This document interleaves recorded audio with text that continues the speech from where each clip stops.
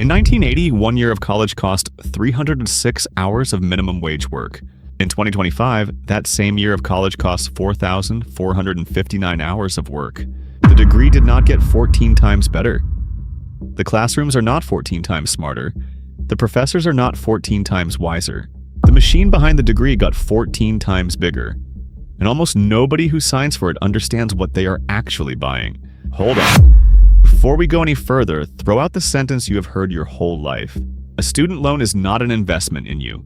It is a financial product, engineered, sold, and protected by law. And it is built to capture 10 to 20 years of your peak earning years. So, let's keep this fair. We are going to follow two students who made the identical decision 40 years apart.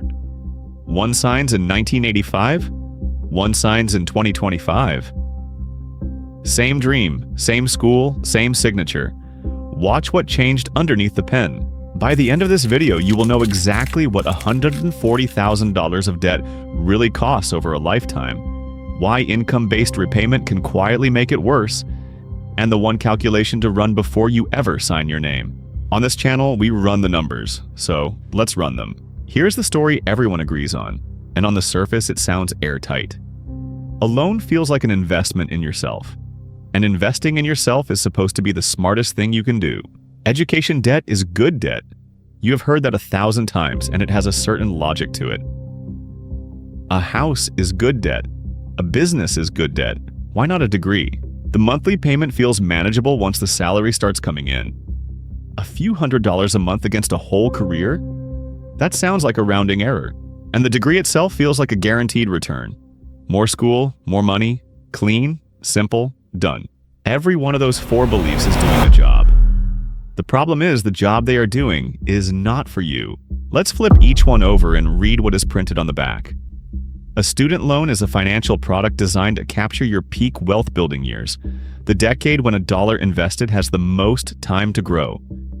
That decade gets pointed at a loan servicer instead of at your future. Good debt assumes the asset grows faster than the loan. A house can appreciate. A degree cannot be sold, refinanced against, or handed to someone else. Income-based repayment feels like relief because the monthly number drops, but a lower payment stretches the lifespan of the debt, sometimes to 20 or 25 years, and a longer lifespan means more time for interest to do its work. And that interest does not wait politely. It capitalizes against you, which means unpaid interest gets added to your balance, and then you start paying interest on your interest. The forgiveness promise at the end of the rainbow? It rarely arrives the way people picture it, and when it does, the rules can change underneath it. We will get to that because it is the part almost nobody plans for. Now, if you signed one of these, this next part matters. An 18-year-old signing a six-figure loan is not reckless. Think about who that person is. They cannot legally rent a car. In most states, they cannot buy a beer. We do not let them sign a casino marker, but we will hand them a contract for more money than most adults will ever borrow at once.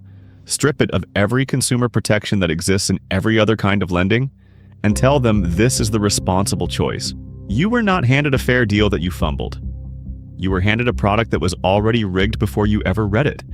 That is not a character flaw. That is a system working exactly as designed. Meet Devin. 2025, admitted to a dream school out of state. Total borrowed by graduation, $140,000. Fixed rate, 6.5%. Standard 10-year repayment. Run the standard amortization and the monthly payment lands at $180. Over 10 years, that is 120 payments. Multiply it out. Devin borrowed $140,000 and paid back $196,680. The extra $5,680 is interest. That is the cost of the money on top of the cost of the school. Now here's where most people think they found the escape hatch. The payment is high, so Devin switches to income-based repayment. The monthly number drops to something like $400 to $600. Relief, finally. But watch what that lower payment actually does. Stretched over 20 to 25 years, Devin still ends up paying somewhere between $100,000 to $20,000 and $180,000. And because those small payments often do not even cover the interest, the balance can grow while Devin is paying it. At the end of that road, a balance of $80,000 or more gets forgiven.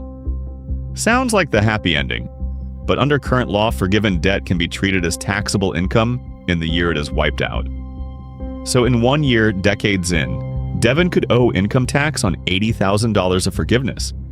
A tax bill arriving at the worst possible time, with rules that may look nothing like they do today. Now, the part that actually decides a life. Take that original $589 a month and point it somewhere else for the same 10 years. Into a basic index fund, illustrative return around 8%. That is not the loan payment anymore. That is a contribution. Same dollars, same decade. Roughly $290,000 instead of a paid-off loan. And money does not stop at year 10. Left alone to grow, that $290,000 keeps compounding and crosses well past $1.2 million on the way to retirement. The person who never carried the debt ends up with a lifetime gap of $400,000 or more compared to Devin. Same income, same job, same effort. The only difference was where the one that $89 pointed. So why was 1985 different? Meet Linda. Same dream, same kind of school. The identical decision Devin made just 40 years earlier. Linda signs too. But the contract Linda signs and the contract Devin signs are not the same animal, and the difference was not an accident. The product was redesigned piece by piece across the 1990s and 2000s to remove protections that exist in every other form of lending. Number 1, if almost any other debt becomes impossible to pay, bankruptcy exists as a release valve. In 2005, a law slammed that valve shut for private student loans. The one debt you take on as a teenager became one of the hardest debts on earth to ever discharge. Number 2, the interest does not wait for you to graduate. It can capitalize while you are still in school, so the balance you owe on day 1 of repayment is bigger than the balance you actually borrowed. Number 3, an entire industry of for-profit colleges was built directly on top of federal loan access. The product was not the education. The product was your ability to borrow. Number 4, and this is the one that should stop you cold. The government guarantees many of these loans, and for years it also profited on them. The same institution promising to protect the borrower had a financial interest in the borrower owing more. Linda's debt was survivable because the system still had brakes. By the time Devin signed, the brakes had been quietly removed one at a time, and nobody sent a memo. So is the answer never go to college? No, that would be its own kind of lie, and we do not do lies here. There are real cases where the math works and you deserve to hear them straight. A high-return professional degree with clear, documented earnings can absolutely justify the debt. If the field reliably pays, the loan can be the cheapest part of the deal. An in-state public university with debt kept small is one of the best returns available to a normal person. Linda's path basically still exists. Some careers legally require the credential. You cannot practice as a nurse, an engineer, or a lawyer on vibes. If the credential is the gate has a price, and that price can be worth paying. And in every one of these cases, there is a calculation that tells you whether it works before you sign. The problem was never college. The problem was signing without ever running that calculation. 2 students. Same town, same grades, same job at the end. The only thing that differed was the financing. Let's check the scoreboard. The debt-free peer, who took the cheaper path to the same credential, invests $1,189 a month for 10 years, about $290,000 by year 10. Left to compound, north of $1.2 million by retirement. And the quiet prize, maximum career flexibility. They can quit, switch fields, take the risky job, start the business, because no payment is holding them hostage. The borrower pays $190,000 to clear the debt. Wealth building does not start, it just gets delayed by 10 years, and that 10-year delay opens a retirement gap of $400,000 to $800,000. Every major choice gets filtered through one question first. Can I make the payment? Same brain, same work ethic, same career. One scoreboard is built on freedom, the other on a payment. The fork was a financing decision made at 18. So here's the rule worth carrying out of this video. Student debt is not the price of education. It is the price of not calculating the return before signing. Every degree has a math behind it. Run it before you borrow, not after. Here's what actually works. 4 steps before you ever sign. 1. Take your projected starting salary and divide it by your total debt. If that ratio is under about 1.0, you are borrowing more than a year of income, and you need to rethink the school or the major. 2. Cap your total borrowing at 1 year of your expected starting salary. That single rule would have saved Devin from most of this. 3.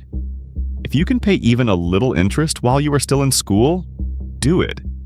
You kill capitalization before it ever starts compounding against you. 4.